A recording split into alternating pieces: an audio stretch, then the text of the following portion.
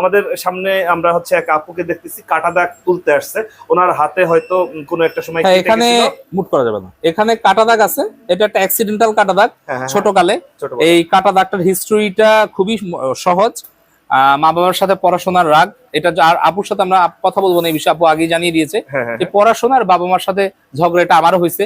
এবং আমি আমি অবশ্য ট্যাটু করছি, হ্যাঁ, হ্যাঁ, হ্যাঁ। উনি অবশ্য দাগ দিছে। তো যাই হোক, এখন আপু একটা পর্যায়ে এসেছে যখন এগুলো আসলে বুঝতে দেখলে পারছি, হ্যাঁ। একটু চোখে, মানুষের চোখে লাগে, মানুষ তো খারাপ ভাববে, কিন্তু এটা যে বাবা মার সাথে পড়াশোনার ব্যাপারে হয়েছে এটা কিন্তু মানুষ বুঝবে না। মানুষ বুঝবে যে এটা কোনো ছেলে ঘটিত ব্যাপার, ড্রাগ ঘটিত ব্যাপার, ঝগড়া রিলেটেড ব্যাপার।